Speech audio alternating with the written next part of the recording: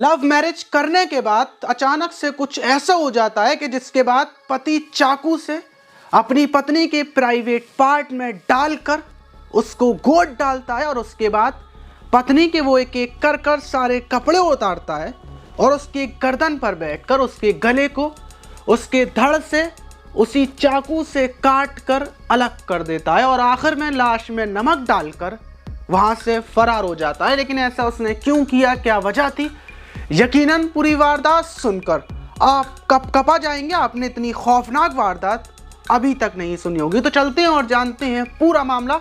Video को जरा सा भी स्किप ना करें। तो बात कर रहे हैं हम रांची की नीलमणि की। वहां पर रहने वाला बिलाल अहमद, जिसकी उम्र 28 साल थी। बिलाल की शादी हो चुकी थी। वो अपनी पत्नी के साथ किराए के एक घर में रहा करता था, लेकिन उसके बावजूद 2 साल पहले से उसकी प्रेम कहानी वहीं की रहने वाली सोफिया के साथ चल रही थी। सोफिया की उम्र 24 साल थी।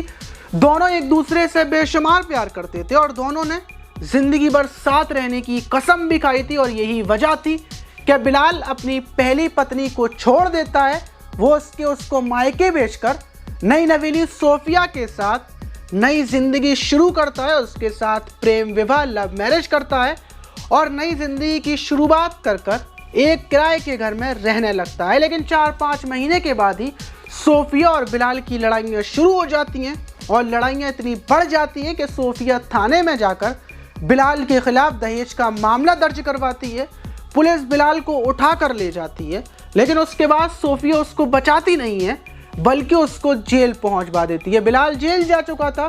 सोफिया वापस अपने मायके आकर रहने लगती है। बिलाल को अभी जेल गए हुए 1 महीना भी नहीं हुआ था कि सोफिया की नज़रें उसके ही घर के बराबर में रहने वाले शकील से टकराती हैं। शकील शादीशुदा था और उससे ही वो बात करना शुरू कर देती है। शकील और सोफिया की प्रेम कहानी 1 आध महीने भी नहीं चल पाती कि सोफिया उसको अपने प्रेम जाल में फंसाकर मीठी मीठी बातें कर उसके साथ लव मैरिज कर लेती है। उसके साथ दिल्ली भाग जाती है और वहीं पर जॉब कर कंपनियों में काम कर रहने लगती है।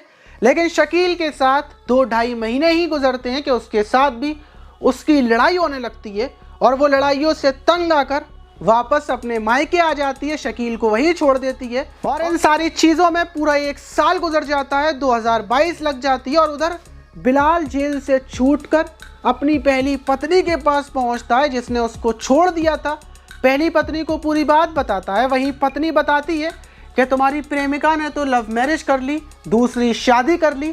बिलाल पहले से ही जेल जाने की वजह से बदले की आग में जल रहा था, लेकिन जब उसको पता चलता है कि सोफिया ने दूसरी शादी कर ली तो उसके दिमाग में तरह तरह के सवाल उठने लगते हैं और बदले की आग इस कदर भड़कने लगती है कि वो हर हाल में सोफिया से अपना बदला लेना चाहता था, उसको मौत के घाट उतारना चाहता था।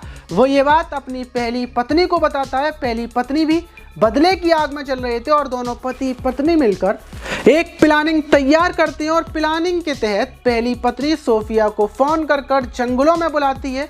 सोफिया जंगलों में पहुंचती है, लेकिन जब तक वो कुछ समझ पाती कि अचानक से सामने से बिलाल निकल कर आता है, जिसके हाथ में एक चाकू था।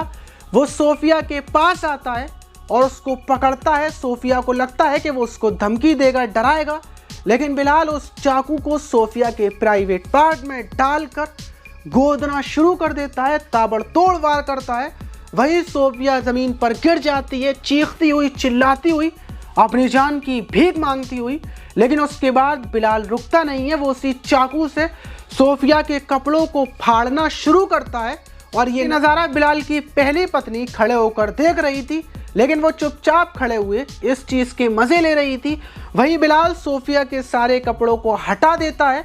सोफिया चिल्ला रही थी, घबरा रही थी, लेकिन उसके बाद बिलाल उसके सर पर बैठकर उसके बालों को पकड़ता है और उसकी गर्दन पर छुरी चलाना शुरू करता है। सोफिया भी जिंदा थी, वो तड़प रही थी, फड़क रही थी, जान की भीख मांग रही थी, हर तरीके से कोशिश कर रही थी कि उसकी जान बच जाए।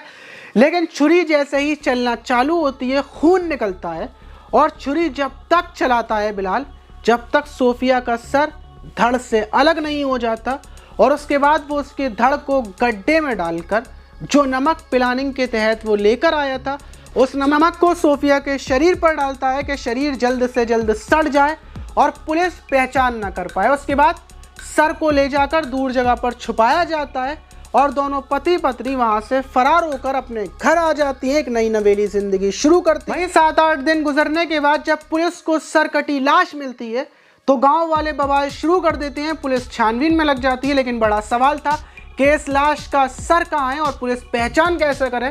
वहीं पुलिस दूर दूर तक जंगलों में खोजबीन करती है और 1-2 दिन के बाद ही पुलिस को सर मिलता है, पहचान हो जाती है और पुलिस से पहले बिलाल अहमद को उठाती है, उससे पूछताछ करती है तो वो पहले से ही घबराया हुआ था। वो डायरेक्ट अपना गुनाह, अपना जुर्म कबूल कर अपनी पत्नी का नाम बताता है। पुलिस दोनों उठाकर जेल भेज देती है। अब दोनों सारी जिंदगी जेल में रहेंगे। बिलाल, जिसने कई जिंदगियां बर्बाद की, और इसमें मेन भूमिका बिलाल की थी। अगर बिलाल अपनी पत्नी के साथ रहकर एक छोटी सी जिंदगी गुजर बसर करता तो उसकी ज़िंदगी में सिर्फ खुशियाँ होती, लेकिन उसने लालच की वजह से दूसरी शादी की, इधर उधर नज़र डाली, तो उसकी वजह से उसका अंजाम वो खुद भी भुगत रहा है, उसकी पत्नी भी भुगत रही है।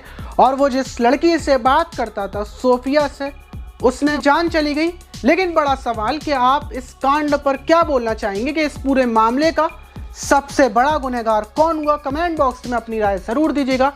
मिलते हैं किसी और वीडियो में।